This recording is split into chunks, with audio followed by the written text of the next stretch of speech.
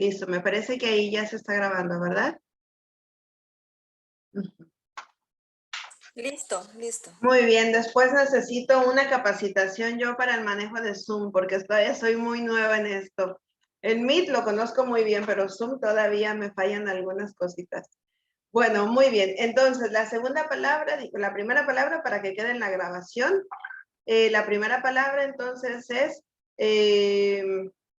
validez, y esto tiene que ver con la forma en que está diseñado el instrumento, tiene que ver con que el instrumento mida lo que tiene que medir y tiene que ver con la forma en la que está diseñada cada enunciado, que sea comprensible, y con la forma en que se estructuró numéricamente para que den los resultados, las puntuaciones correctas y por lo tanto que no haya errores. La segunda palabra, dijimos, en el uso de los instrumentos, es la confiabilidad. Y esto tiene que ver con la consistencia en la puntuación, que al aplicar el mismo instrumento a la misma persona en circunstancias semejantes, el resultado tiene que ser semejante.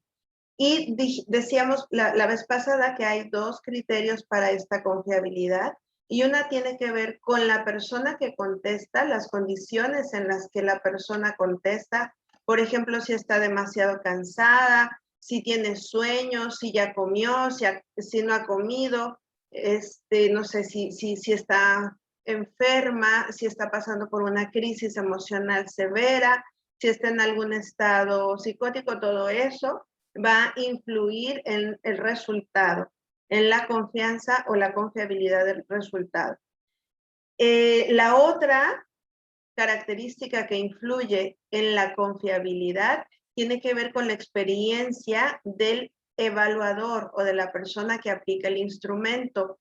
Si tú no conoces el instrumento, es probable que cometas muchos errores a la hora de aplicarlo. Si tú no tienes la formación para interpretarlo, entonces los resultados tal vez no van a ser leídos con esta confiabilidad.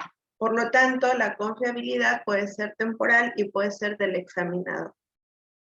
Si todos los criterios se cumplen, y entonces vamos con la tercera parte o la tercera palabra, se llama tipificación. La tipificación tiene que ver con la uniformidad de criterios en el uso de los instrumentos. Y eso quiere decir que todas las personas que van a aplicar o utilizar un instrumento deben de seguir siempre los mismos pasos. Y para que eso suceda, tenemos que tener siempre a la mano nuestros manuales. De tal manera que tú no debes aprenderte lo que diga el instructor, sino que debes aprender a relacionarte con tus manuales de la manera correcta. De tal forma que tú solo vas a hacer lo que diga el manual. El instructor te puede transmitir su experiencia y puede transmitirte algunas cuestiones prácticas útiles para el diagnóstico, pero el uso de los instrumentos debemos referirnos siempre al manual. ¿Por qué? Porque existe este tercer concepto que se llama tipificación, que significa que todas las personas que utilicen el mismo instrumento deben de guardar las mismas características y condiciones para mantener la confiabilidad. De tal manera que deben aplicarse en ambientes cálidos, pero no tan calientes, porque si no la persona está muy incómoda por el calor, ¿verdad? Los que estamos por acá sufriendo del calor. Entonces, pero tampoco en lugares fríos, tan fríos que la persona esté muy incómoda con el cuerpo, tan tratando de contener. No sé si alguna vez les ha pasado que les han aplicado algún instrumento para entrar a un trabajo y el lugar donde se los están aplicando está muy frío. Entonces, estás tan distraído con las sensaciones corporales que esto podría estar influyendo en tu desempeño o en el resultado de la prueba. Bueno, que también haya una buena iluminación y que esta iluminación de preferencia sea con luz blanca. Si es necesario tener luz artificial, pero si no, si es luz de día, asegurarte que esta luz no refleje en los materiales que se están utilizando para que se puedan leer de manera correcta. Cuando nosotros vamos a aplicar las condiciones de privacidad silencio que debe de haber en la sala donde nosotros estamos aplicando, deben de ser también uniformes, es decir, sin distracciones, sin interrupciones, sin factores auditivos que puedan distraer la concentración de la persona y considerando los materiales físicos, el mobiliario físico para la aplicación. Hay algunos instrumentos como este que se aplica en forma de entrevista, donde incluso si no hay mesa no hay ningún problema, pero hay otros instrumentos donde es necesaria una mesa de trabajo y que esta mesa sea sólida, que sea estable y que esté limpia por completo de distractores o de objetos que pudieran estar distrayendo a nuestra persona durante la evaluación. De tal manera que en nuestra mesa de trabajo solamente deberíamos de tener el manual, si es que lo necesitamos, la hoja de aplicación o los instrumentos que incluyen cualquier otro manual. Lápiz, la mayoría de los instrumentos se responde con lápiz. Yo regularmente tengo mi tablita de aplicación, que es como esta, porque esto me permite también tener como mayor firmeza a la hora de escribir. Algunas mesas son irregulares y eso hace que a la hora de contestar podamos tener rayones o hendiduras en la hoja que no corresponden o que pudieran confundirnos si marcó o no marcó cierta respuesta. De tal manera que si nosotros conservamos todos estos criterios que se llama tipificación a la hora de aplicación, entonces reducimos, ahí viene otra palabra importante en psicometría, reducimos el número de sesgos o errores psicométricos y por lo tanto podemos tener una mayor confiabilidad. Entonces creo que ya llegaron la mayoría de las personas que estábamos esperando y quiero saber si hay alguna duda con esto. Solamente lo hicimos a manera de repaso porque ya lo habíamos platicado la otra vez y pues para las personas que llegaron y se están integrando con nosotros en esta sesión.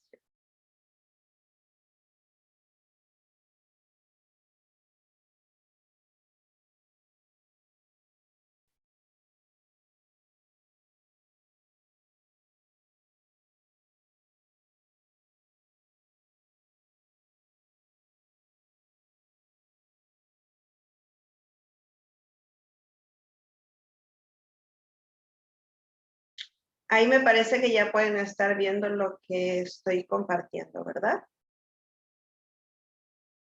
Ok, entonces hoy vamos a platicar de este instrumento que se llama Inventario de Depresión de Beck y que es una versión actualizada o más actualizada, que es la versión 2, puesto que existe un BDI sin número, también existe un BD1, BDI1, BDI1A, y nosotros vamos a estar revisando la versión más reciente que es BDI 2. A cada versión y conforme las actualizaciones que se hacen a un instrumento corresponden a la revisión continua de los mismos, de tal manera que van observando los factores que van siendo favorables en la aplicación y las mejoras propias del instrumento, pero también se van actualizando conforme a las teorías. El inventario de depresión de Beck es un instrumento que está diseñado a partir del diagnóstico del DSM, de tal manera que estas actualizaciones o estas versiones corresponden a la forma en que se actualiza el DSM. Entonces, este que nosotros estamos revisando está en función del DSM-3 todavía, ¿ok? Aún no obtenemos uno que esté en función del DSM-5, pero este sería como la versión más actualizada. El inventario de depresión fue diseñada por Aaron Beck y un equipo de colaboradores. Se aplica a partir de los 13 años. Su aplicación puede ser individual, puede ser colectiva y es un instrumento muy sencillo. Disculpe, no le escucho muy bien, está muy bajito su volumen. Mi volumen está muy bajito. No sé si los demás me escuchan bien. Yo escucho bien el sonido. Yo escucho El- perfecto. Muchas gracias. Escucho bien. Sí, no sé si pudieras, creo que Lilia fue la que me lo pidió. No sé si pudieras revisar, Lilia, tu equipo. Pero también voy a tratar de hablar un poquito más fuerte, de todas formas. Bueno, entonces dijimos que el instrumento es diseñado por Aaron Beck y equipo de colaboradores. Su población es a partir de los 13 años, puede aplicarse tanto individual como colectiva y el tiempo de aplicación es de 5 a 10 minutos. Es un instrumento muy sencillo porque es autoadministrable. Es un cuestionario que consta de 21 ítems y que están organizados de tal manera que la persona puede ir leyendo y calificando a su propio ritmo. Este instrumento podemos utilizarlo en el ámbito clínico, forense y en el ámbito de la neuropsicología. Una consulta. Mándese. Como que ahí, no sé, no tiene coherencia, ¿no? Cuando dice para adultos, y yo entiendo que para adultos es de, no sé, de 18, 20, 22 hacia adelante, pero ahí nos dice de 13 años hacia adelante. Entonces, ¿cómo se sustentaría en esa parte? Es así la forma en que está el instrumento. La información, ahorita les voy a mostrar el manual. La información está tomada directamente del manual. Y aunque nosotros pudiéramos tener como un estándar de edades a los que vamos a llamar, por ejemplo, en México de 18 años en adelante, se puede considerar como adulto. Sin embargo, algunos instrumentos, por la forma en que pueden ser administrados, se pueden aplicar en más jóvenes. Sin embargo, no dice niños, adolescentes y adultos, porque pues habría que hacer una versión. Para niños, hay una versión de este test que dice específicamente niños y adolescentes.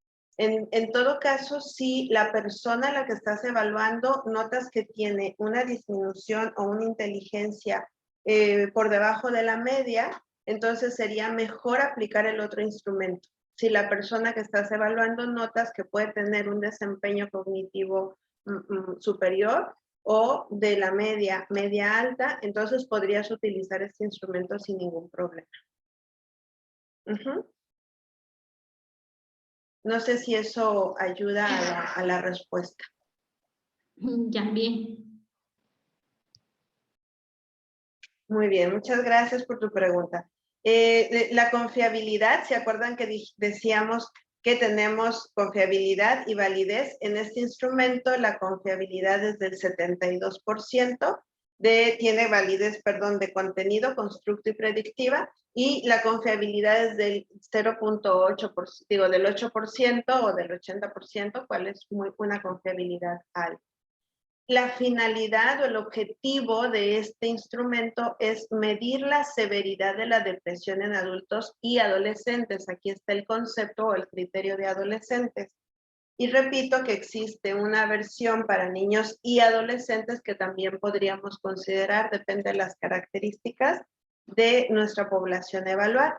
Y esta medición es a través de los síntomas que corresponden a los criterios diagnósticos del Manual Estadístico de Trastornos Mentales, que ya lo platicábamos. El editorial que lo publica es Pearson y los materiales a utilizar son el manual y el cuestionario. Ahora, antes de que yo pase a conocer el instrumento, me gustaría regresarme para recordar cómo es esto de la depresión, qué características tiene la depresión, dado que este instrumento lo que busca es medir la depresión mayor. Entonces, ¿qué características tiene la depresión mayor?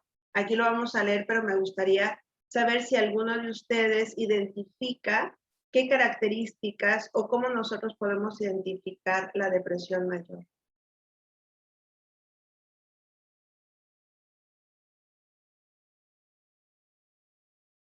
Pueden ir escribiendo los síntomas por aquí. O, a ver, díganme, ¿alguna vez han coincidido o han visto a una persona con depresión mayor? ¿Les ha tocado valorarla, observarla, convivir con ella?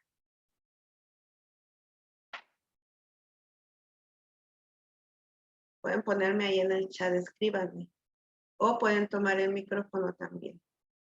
Fíjense, cuando nosotros hablamos de la medición con instrumentos, puede parecer algo como muy frío porque es una cosa de leer enunciados y cuantificar y ver un número, y ese número que puede representar depresión mayor o no, y si es leve, moderada, severa, etcétera.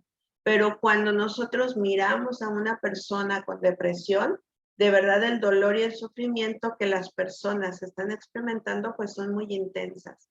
Y nosotros debemos también tener como esta sensibilidad para irlos acompañando a la hora de reconocer estos signos, síntomas y poder dar un diagnóstico. Hoy no es una clase para dar diagnósticos, pero también hay que ser como cuidadosos en cómo se va a transmitir esa información.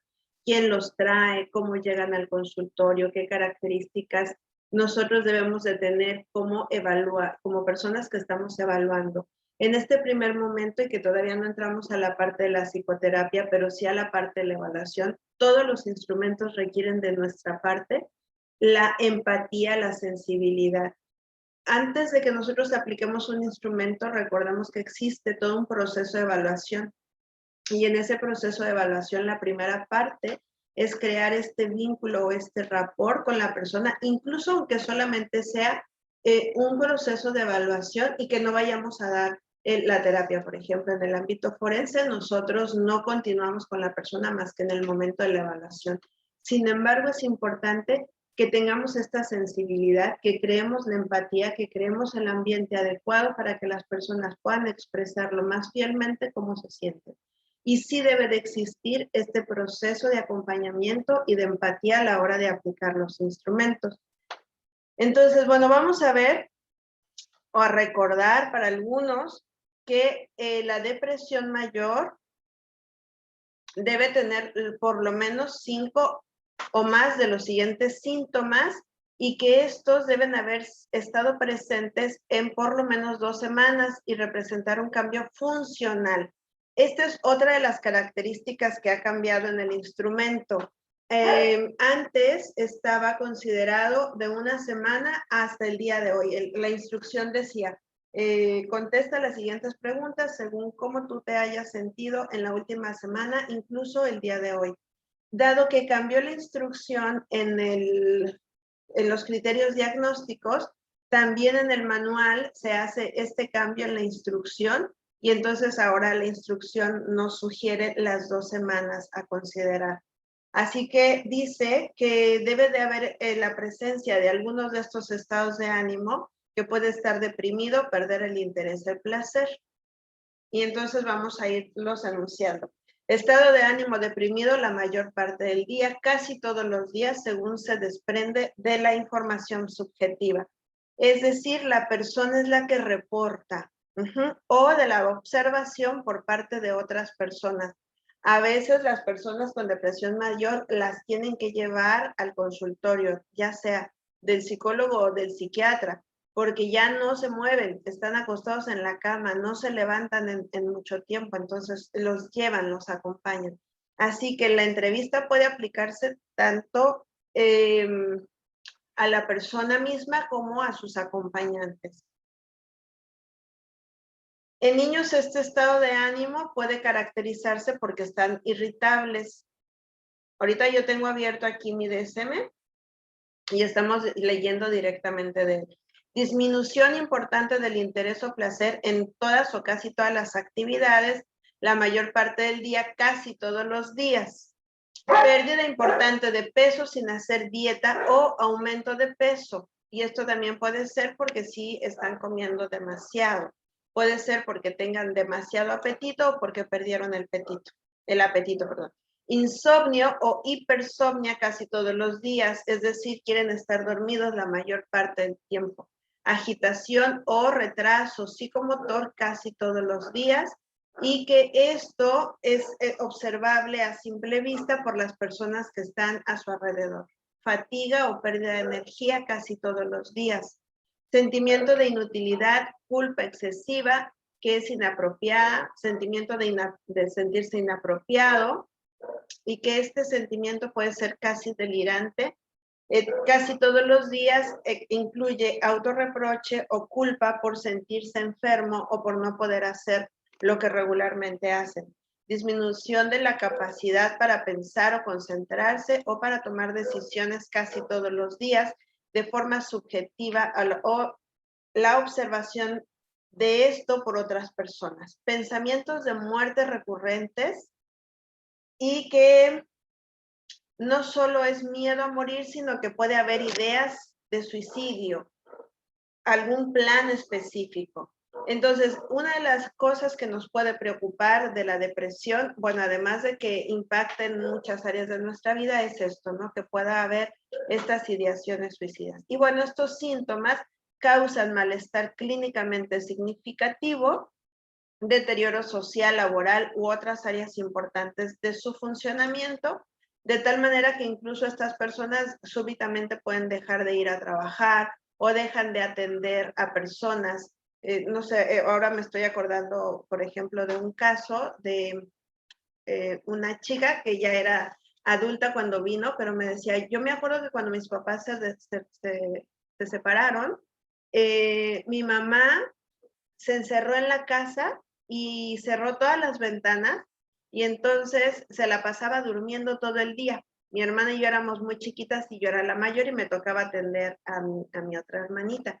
Pero ella, a partir de las 6 de la tarde que empezaba a oscurecer, apagaba todas las luces, cerraba ventanas y nos quedábamos así a oscuras hasta el siguiente día muy tarde, ¿no? Como a las 12 del día. Ella no se levantaba a hacernos de desayunar, no cocinaba, nosotras teníamos que ver qué comer, hasta que la familia se dio cuenta de esto y bueno, intervinieron para poner a las niñas en un mejor lugar. Es decir, cuando hablamos de que la depresión puede ser clínicamente significativo, es porque incluso pueden dejar de hacer estas funciones que son de vital importancia, como comer, cómo atender a personas que están sujetas a ellos, ¿no? Que dependen de ellos.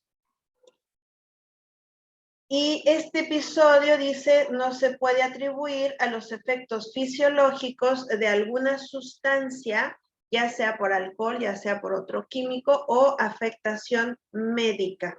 Eso es importante para poder hacer el diagnóstico diferencial. Ahora, existe otro tipo de depresión que se llama distimia. Algunos de ustedes saben qué es la distimia, la conocen y saben cómo la podemos diferenciar de la depresión mayor. Pueden escribírmelo en el chat o pueden abrir su camarita. No se quieren levantar de la cama, apatía, nada los motiva, muy bien. ¿Cuál es la diferencia con la distimia a la depresión mayor? Por aquí ya las leo.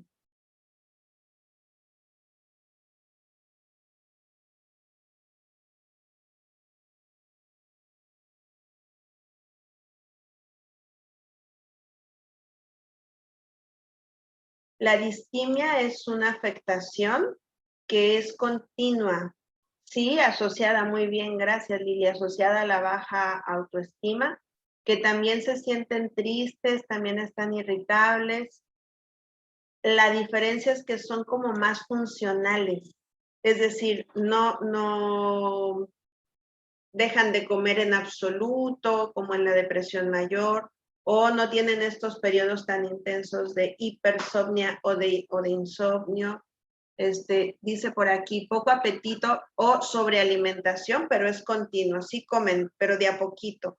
Insomnio e hipersomnia, pero esto es continuado, es prolongado por mucho tiempo, de tal forma que puede llegarse a como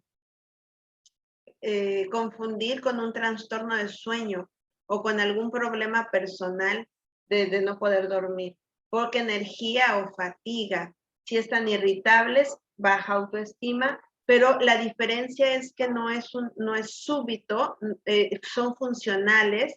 Si hay un malestar, sentimientos de desesperanza, incluso pudiera haber pensamientos de suicidio, pero son funcionales.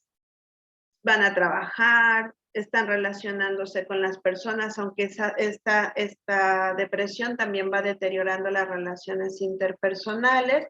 Y la duración, que esa también es otra diferencia, puede ser por periodos mayores a 2 años, en niños puede haber hasta 1 año. Es decir, es una tristeza permanente, no mejora. A veces empeora, a veces se siente un poquito mejor, pero es una tristeza o una depresión continuada, donde la persona pues no funciona al 100%, pero no deja de hacer del todo sus actividades. Entonces, dadas las diferencias, ahora podemos entender, me voy a regresar otra vez acá al protocolo, donde dice que la finalidad de este protocolo o de este instrumento es medir la severidad de la depresión mayor en adultos. ¿Ok? Aquí me faltó ponerle la palabra mayor, pero lo correcto es que diga depresión mayor. Vamos a ver entonces el instrumento, dijimos que está agrupado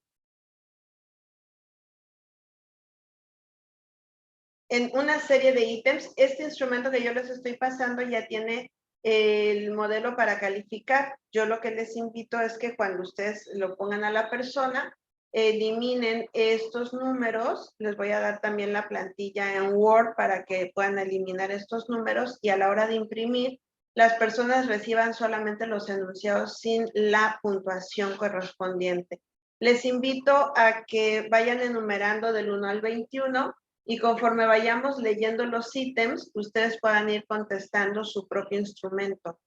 Voy a leer las instrucciones. Dice por aquí, este cuestionario consta de 21 grupos de enunciados. Por favor, lea cada uno de ellos cuidadosamente y luego elija uno de cada grupo, el que mejor describa el modo como se ha sentido en las últimas 2 semanas, incluyendo el día de hoy. ¿Se acuerdan lo que les decía a la hora de estar revisando los indicadores del manual diagnóstico? Aquí está la instrucción.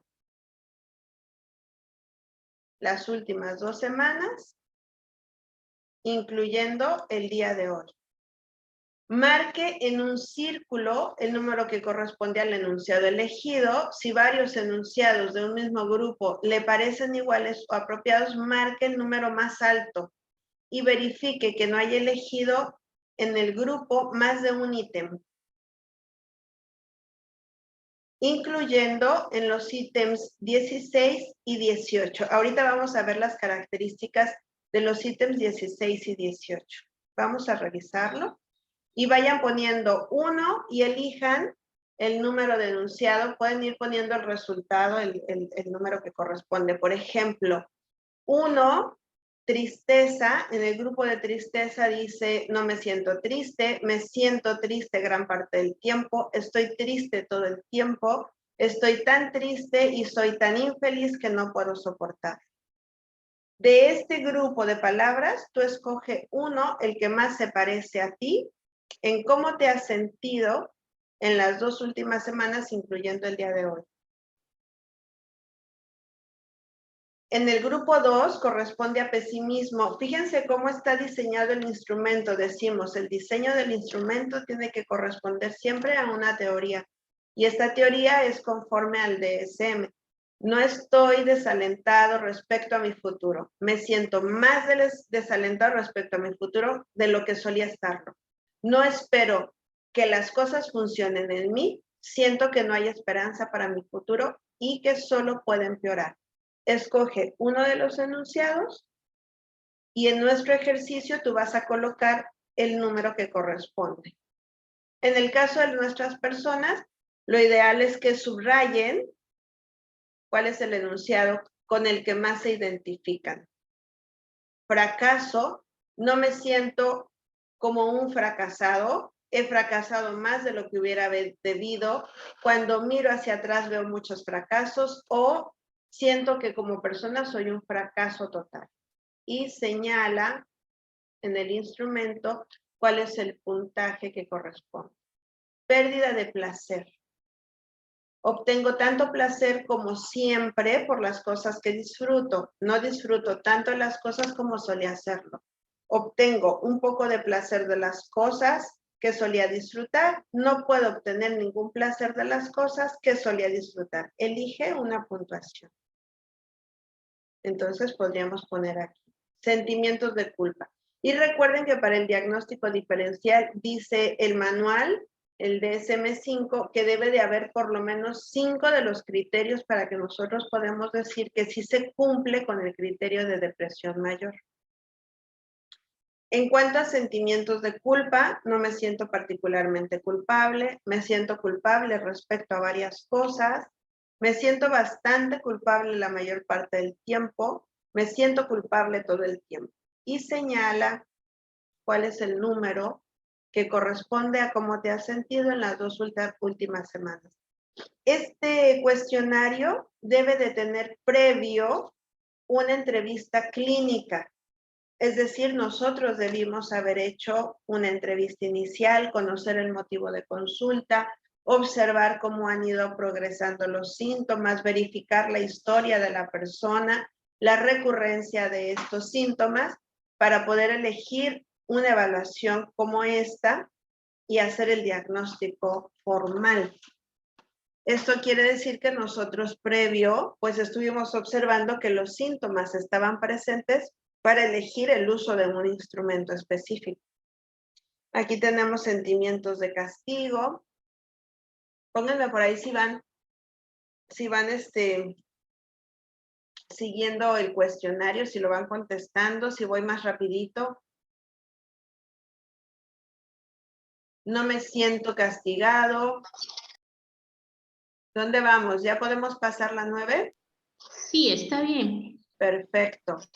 En la 9, fíjense que ya tenemos pensamientos o deseos suicidas, que aquí ya estamos verificando si existe. Si es que nosotros tuviéramos, por ejemplo, me mataría si tuviera la oportunidad de hacerlo. Y si la persona nos responde esto, nosotros tendríamos que estar pensando en sumar otro tipo de instrumentos que nos puedan dar un diagnóstico diferencial sobre el suicidio. Pero si la persona dice, no, no tengo ningún pensamiento de matarnos, sí existe una depresión, sin embargo el riesgo pues no es tan elevado, ¿verdad? El llanto, no lloro más de lo que solía hacer, lloro más de lo que solía, lloro por cualquier pequeñez, siento ganas de llorar, pero no puedo. Agitación, pérdida de interés, irritabilidad, indecisión. Fíjense cómo van siendo agrupados cada uno de estos ítems. Y la irritabilidad, perdón, acá, el cambio de apetito está agrupado por AB, 1A, 1B, 2A, 2B, 3A, 3B, y esto es para verificar si subió el apetito o bajó el apetito, es decir, si come más y entonces está asociado al aumento de peso, o si dejó de comer significativamente y entonces está asociado a la pérdida de peso. Por ejemplo, aquí no tengo apetito en absoluto y 3B, quiero comer todo el tiempo. Y la otra que también tiene estas características tiene que ver con la de cambios de hábito de sueño. Duermo un poco más de lo habitual o duermo un poco menos de lo habitual. Es decir, para poder diferenciar si aumentó hipersomnia o insomnia. Váyanme diciendo si terminaron de aplicar su cuestionario, si lo van haciendo. ¿Cómo vamos?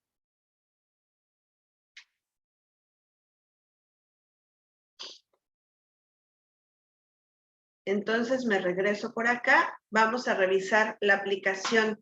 Entonces decimos que es autoadministrado. Comienza la prueba diciendo este cuestionario consta de 21 enunciados. Ya se fijaron de dónde lo tomamos. Y lo que vamos diciendo nosotros es específicamente lo que dice el instrumento. Es importante incluso leerlo textual del formato del manual. Marque con un círculo el número correspondiente, verifique, todo eso ya lo leímos. La calificación tiene que ver con la suma de la puntuación de cada ítem. así como nosotros vimos acá, que ya teníamos la plantilla para calificarlo. La puntuación general consiste en sumar cada uno de estos ítems. Yo por aquí tengo un protocolo contestado de Juanita, ¿no? Vamos a poner el nombre ficticio de Juanita. Y Juanita contestó 3, vayan sumando por favor, ayúdenme con la suma. En tristeza tuvo 3 puntos. En pesimismo 1. En fracaso 2. Vayan haciendo la suma por favor para que me digan al final. En pérdida de placer 3. Sentimiento de culpa 2. Sentimiento de castigo 1. Disconformidad con uno mismo 3. Autocrítica 3. Pensamientos suicidas no tiene, es 0. Llanto 2, llora por cualquier cosa.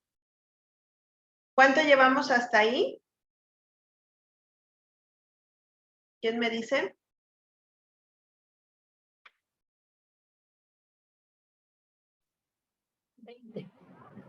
¿20? 20. Entonces, en la parte de abajo, donde dice subtotal de página, ahí nosotros tendríamos que escribir el 20. Luego pasamos a la siguiente y ayúdenme con la suma. En agitación 2, pérdida de interés 2, indecisión 3, desvalorización 3, pérdida de energía 3. En el caso de cambios de hábito de sueño, dice duerme la mayor parte del día y corresponde a 3. Irritabilidad 3.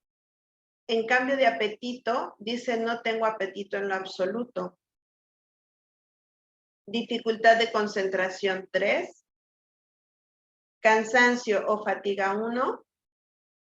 Y en cuanto a la pérdida de interés en la sexualidad o en el sexo, dice 3, ha perdido por completo el interés en el sexo. ¿Cuánto sumamos ahí? 29. ¿Cuánto? 29. Escríbanmelo ahí en el chat. ¿Cuánto fue?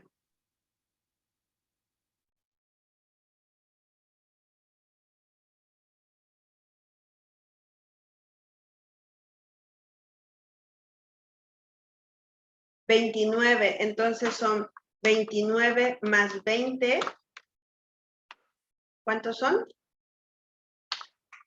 49, ¿no? Muy bien, vamos a ver qué significa ese 49. Me voy a regresar para acá. Entonces dice que la puntuación máxima obtenida puede ser de 63. Y para poder interpretar esa puntuación, nosotros tenemos que verificar en cuanto a los rangos propuestos por el manual. Sugiere el rango mínimo de 0 a 13, 14 a 19, 20 a 28, 29 a 63. Y el severo de 29 a 63. Por lo tanto, Juanita tiene una depresión severa, ¿verdad?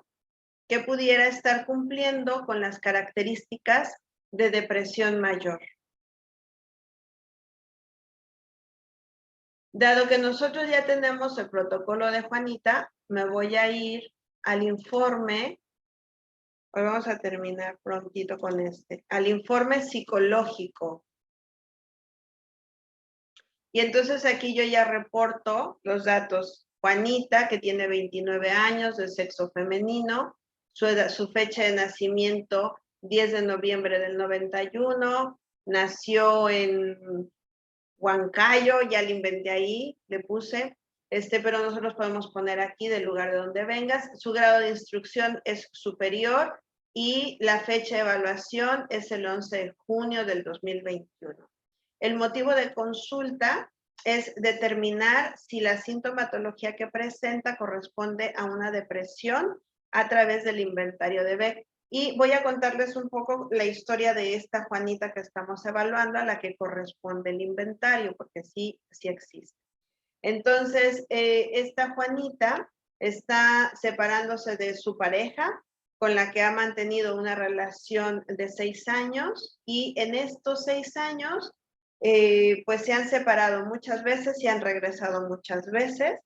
Ella expresa que en esta relación pues ha habido mucha violencia psicológica, maltrato psicológico, y bueno, ella hace la descripción de todas las conductas que le han dañado, donde hay humillación, donde hay críticas severas, celotipia, entre muchas otras cosas. Tienen un hijo en común, y esta vez que se dio esta separación, ella siente que finalmente puede separarse por completo porque él ya tiene otra pareja, y entonces inician un proceso legal para poder determinar la custodia, y sus abogados le solicitan una evaluación para conocer cuáles son las características que tiene ella en función de la violencia percibida y recibida.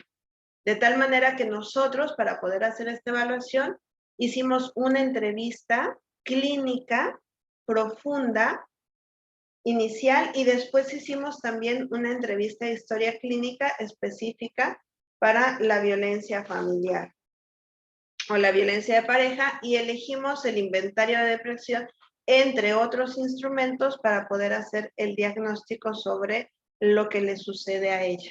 En la observación, ella es una mujer joven que sí aparenta la edad cronológica a la edad física, de estatura promedio 1,65, de una contextura media, de tez morena clara. Tiene su cabello negro, es largo, pero siempre lo trae recogido en forma de chongo, de ojos pequeños y de color negro. Con respecto a su vestimenta, se encuentra con pants, playera, tenis, y da la impresión de desatención a su imagen corporal. La forma de caminar, ya no lo escribí aquí, pero la forma de caminar es lento, encorvado.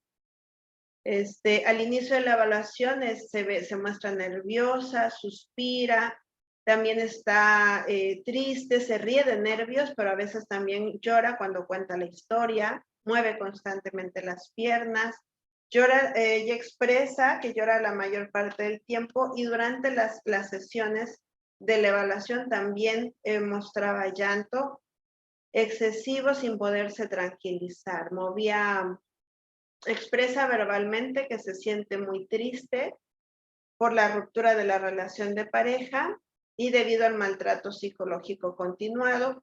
Ella reconoce que es una relación tóxica y expresa que tiene problemas de sueño, dado que quiere dormir la mayor parte del día. Ella dice, pues me levanto, le doy de comer a mis hijos y me vuelvo a acostar. Tiene poco apetito y dice que a veces puede llegar a pasar hasta 3 días sin comer absolutamente nada. Con respecto a la actitud ante la prueba, se muestra colaborativa, favorable. En cuanto a su lenguaje verbal, es claro, es fluido, coherente, en un tono de voz ocasionalmente bajo, sobre todo cuando habla de los sucesos, y corporalmente también coincide la forma, la postura, la rapidez con la que se mueve, con lo que cuenta, y también hay congruencia con las gesticulaciones faciales. Dijimos que ella tiene un puntaje arriba de 30, que ya dijimos que era 49, por lo tanto se considera que es de una depresión severa. Ella sí tiene indicadores para determinar que hay una depresión mayor, y se le sugiere a ella que haya un acompañamiento con psiquiatría para poder ayudarle a mantener, a salir de esa depresión, y que pueda tomar las decisiones jurídicas, emocionales, en cuanto al cuidado de los hijos de ella y la resolución de su relación de pareja. Y también se le recomienda pues que vaya o que continúe después del proceso de evaluación en psicoterapia. Entonces, a ver, cuéntenme. Hablé muy rápido, dudas del protocolo, cómo aplicarlo, cómo calificarlo.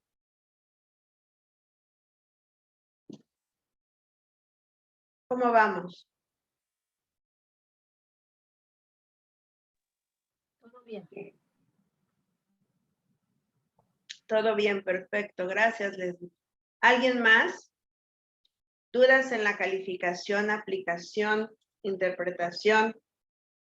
Este es un instrumento, repito, muy sencillo. Me voy a regresar ahora para que nosotros miremos desde el manual. Por supuesto que la forma en que se los vamos a dando, pues es más digerida, ¿no? Pero aquí en el manual nosotros podemos ir viendo todo lo que ya les puse sintetizado en el otro documento. Nos dice, por ejemplo, que las personas que tienen una depresión severa, algo que nos puede ayudar a identificar, es que van a contestar mucho más lento que las personas que no la tienen. Tardan un poquito más, dijimos que es entre 5 y 10 minutos y pudieran tardar un poco más. Pueden hacerlo más lento. También porque la depresión afecta procesos cognitivos, el pensamiento se vuelve más lento o incluso hay factores de memoria que vamos a ver afectados con la depresión. Aquí tenemos la autoadministración, nos dice cuál es el enunciado, que también ya vimos dónde está. Acuérdense que es importante que cualquier duda siempre nos vayamos a referir al manual. Bueno, hasta aquí lo que corresponde a esta prueba. Pregúntenme, dudas, aclaraciones sobre este instrumento. Es el segundo que vemos en nuestro bloque, ¿verdad?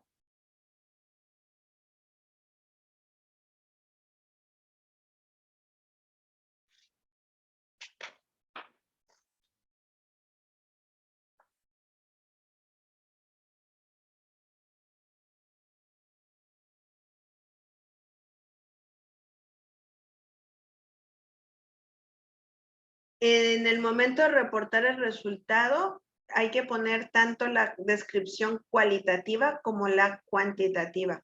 En esto, como nada más lo hicimos, el que yo les presenté por aquí en el protocolo, perdón, en el informe, pues ese específicamente es un informe de prueba, pero si tú lo vas a redactar para un informe psicológico general, como parte del informe tendrías que decir con respecto al, ¿cómo se llama? Con respecto al inventario de depresión de Beck, BDI, la persona evaluada obtuvo un puntaje de 49 que corresponde a un rango de depresión severa. Y entonces, después de esto, que ya es la descripción cuantitativa, puedes describir en función de los ítems que sí corresponden a la descripción, a la conducta reportada, a los síntomas reportados. Aquí, por ejemplo, pongo, el paciente se caracteriza como una persona con sentimientos de tristeza permanente y frecuentemente esto lo hace sentirse insatisfecha, las actividades que realiza no las realiza con gusto, se siente culpable, tiene ideas recurrentes. En el caso de ella no tenía ideas para quitarse la vida. Perdón. Entonces nosotros podemos describir posterior la parte cualitativa en función de los ítems que contestó. ¿Sí queda claro? Sí. Gracias a ti. ¿Alguien más? De tal manera que si no hubiera ninguna más pregunta, el día de hoy terminamos aquí con la presentación de este segundo instrumento. ¿Algún caso que les gustaría preguntar? Nos podría, en los materiales que nos envían al correo, nos podría enviar el informe, de repente si fuera tan si fuera adecuado, también nos podría enviar el informe general, donde igual se va detallando los informes de, en este caso, de de Beck o otras pruebas que podríamos aplicar en cuanto se refiere a depresión. Claro. Por favor, sería... En este ya se los mandé, ya les hice llegarlo en el grupo de materiales.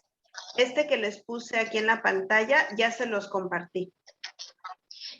Bueno, yo entré a mi correo y yo solamente tengo 5 PDFs de lo que es AMAS, de ansiedad, y no tengo más, porque justamente las clases anteriores le pedía eso, ¿no? Que si nos podía enviar para imprimirlo y tenerlo y poder trabajarlo conforme usted va explicando. Claro. Y solamente me llegó esa información. Ok, Luz, eres de El Salvador, ¿verdad? No, de Perú. Ah, de Perú, perfecto. Voy a ponerme en contacto ya se los pasé, pero se los pasé apenas hoy. Entonces, yo creo que en cuanto ellos puedan, lo van a compartir con ustedes, pero dentro del material que les estoy compartiendo, sí está incluido este informe que les presenté ahorita como caso. Ah, ya, muchas gracias. Sí, muy amable. Para servirles. Bueno, también tienen el manual. Les voy a poner los materiales que ya les hice llegar a sus diferentes países. Acuérdense que estamos estandarizados. Bueno, no hay tanto problema porque no utilizamos plantillas para hacer la conversión. Entonces podemos utilizarlo igual para todos los países de habla hispana. El tema de este instrumento corresponde a que fue diseñado en Estados Unidos y tenía que hacerse la traducción a habla hispana, lo cual pues ya se hizo y ya lo podemos utilizar el mismo material en nuestros países de habla hispana. A ver, les voy a decir lo que les compartí. Van a recibir, algunos ya lo recibieron, otros van a recibir el manual, que es copia del original. Les estoy enviando el protocolo para que ustedes impriman y lo puedan aplicar, que es con este que estuvimos explicando. Les estoy mandando la presentación, que es información sintetizada del mismo manual. Y les envié también este protocolo, el informe, perdón, para que ustedes tengan como un ejemplo para ponerlo. La verdad es que le pueden agregar más o menos. Hay otro tipo de instrumentos con los que ustedes se pueden apoyar, que también forman parte del grupo de instrumentos de Beck. Uno se llama Escala de Desesperanza de Beck, que ese también lo pueden utilizar. Pueden utilizar inventario de razones para vivir. Beck también tiene un inventario para el diagnóstico de suicidio. Y hay otro instrumento que también pueden utilizar que se llama MINI. Es una entrevista neuropsiquiátrica internacional, así se llama MINI. Y ese instrumento también nos va a ayudar a hacer el diagnóstico diferencial con otros trastornos. Entre ellos, episodio de depresión mayor, episodio maníaco, hipomaníaco, trastorno de angustia, agorafobia, y está diseñado, entre otros. Es un instrumento muy completo que pueden apoyarse para hacer el diagnóstico diferencial. Esos no se los estoy mandando porque corresponden a otro, como a pruebas complementarias, ¿no? Pero también pueden apoyarse de ellos. Por supuesto, las proyectivas que siempre son maravillosas para darnos información que complementa nuestros diagnósticos. Muy bien, pues si ya no tenemos más preguntas sobre este instrumento. Una consulta. La que usted nos está mencionando, la escala de desesperanza, las razones para vivir, eso, o sea, lo aplicamos el BEC y lo podemos aplicar estas como un reforzador, algo así, para que tener más claro cuál es nuestro diagnóstico. Es correcto, son complementarias, no se sustituyen, son complementarias. Si quieren hacer un diagnóstico más preciso, pueden utilizar más de un instrumento. En este caso, pues nosotros estamos aprendiendo cómo se utiliza el inventario de desesperanza, de Beck, ¿no? De depresión de Beck, pero se pueden sumar instrumentos para hacer un diagnóstico más certero. Ya, otra consulta. Aparte de la escala de ansiedad, AMAS, y del inventario de depresión de Beck, ¿qué otros instrumentos se puede utilizar que usted nos recomiende, tanto para evaluar lo que es ansiedad como para evaluar lo que es depresión? Hay un grupo de pruebas que también son de mucha validez, bueno, que tienen validez y confiabilidad, que se llama IDARE. IDARE mide ansiedad. También es en forma de cuestionario. IDARE tiene ansiedad de estado y ansiedad rasgo, que ese me gusta mucho también aplicarlo. Y como compañero para el diagnóstico es IDERE. Aquí se los voy a escribir en el chat. IDARE es para ansiedad.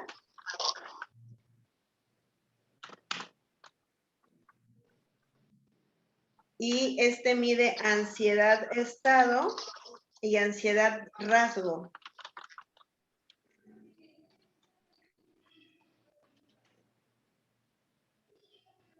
Este IDARE tiene un hermanito que se llama IDERE. Y este mide depresión. Y también es depresión, rasgo y estado.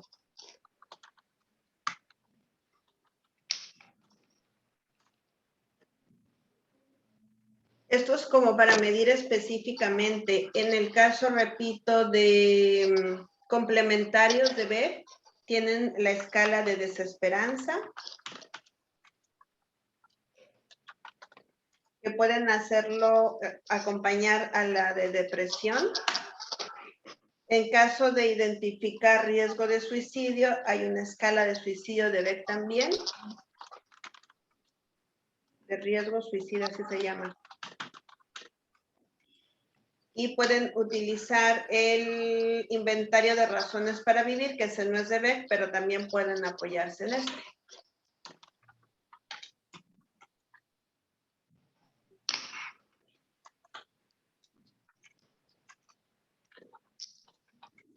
Ahí está. Y si ustedes quieren hacer, si ya están observando que además de estas características hay otro tipo de indicadores con tendencia a la psicosis, entonces yo lo que les recomiendo es que apliquen ya un inventario de Minnesota, el MMPI. Para que hagan un diagnóstico ya muy específico. Gracias por tus preguntas, Luz. No sé si quedan respondidas. Sí, adelante, por favor. Muchísimas gracias. Una última pregunta. Cuando usted decía, por ejemplo, de que el inventario de depresión de Beck no hay necesidad de que tenga que ser estandarizado, que no esté estandarizado por país. Ya está, perfecto. Gracias por ayudarme. Entonces, no es necesario que esté estandarizado, y en cambio, en lo que se refiere a la ansiedad, decía que sí, esto es más porque, por ejemplo, en ansiedad tenemos lo que es las puntuaciones, lo que es el percentil, cosa que no tenemos en lo que es B, ¿o cuál sería la diferencia? Es por el diseño del instrumento, por la forma en que el instrumento está diseñado. No por las características de la población, sino por las características del instrumento. Eso se aplicaría para todos los instrumentos que son estandarizados y los que no. Bueno, el inventario de depresión de Beck sí está estandarizado en función del lenguaje, porque fue diseñado en inglés y se tuvo que traducir al español, y en la traducción es cuando se hace la estandarización utilizando el lenguaje propio del español. ¿ok? Es decir, se tipifica la forma de redactarlo, que sea claro, ¿no? Se le da el constructo en español. Pero a diferencia del inventario de ansiedad que vimos la semana pasada, este no trae tablitas. ¿Se acuerdan que en el otro estábamos consultando unas tablitas para traducir la puntuación natural a la puntuación escalar o estandarizada? Este no lo tiene. En cambio, el IDERE sí tiene esas tablitas. El IDERE sí tiene una puntuación estandarizada. Es por la forma en que está diseñado el instrumento. Ah, Uh-huh. muchas gracias. El inventario está en forma de ¿cómo se llama? Escala Likert, me parece que se llama. Y el tipo de resultado, más que ponerlo como adaptación a una población, lo que busca es que nosotros verifiquemos, es más bien como un checklist que verifica si los síntomas corresponden a qué rasgo o qué rango de severidad de la depresión. Por eso no tiene las tablitas para estandarizar la puntuación como los otros.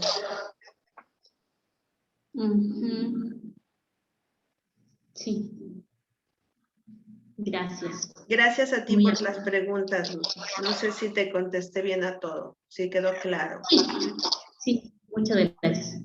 Sí. ¿Alguien más que tenga alguna pregunta sobre este instrumento, sobre la depresión, el tipo de depresión que mide? Y si no, pues agradecer muchísimo su presencia, recordarles que la próxima semana vamos a estar revisando el instrumento para medir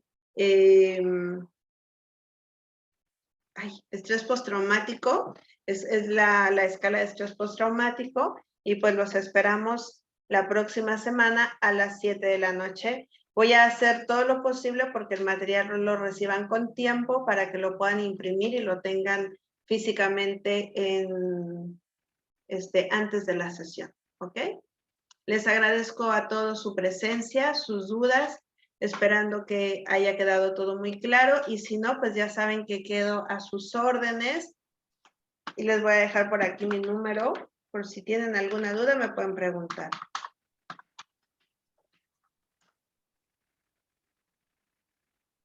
Gracias a los países hermanos que están por aquí, Bolivia, Perú, Salvador. Buenas noches, abríguense muy bien en Bolivia. Nosotros nos quitamos, aquí nos destapamos, ustedes se tapan. Linda noche.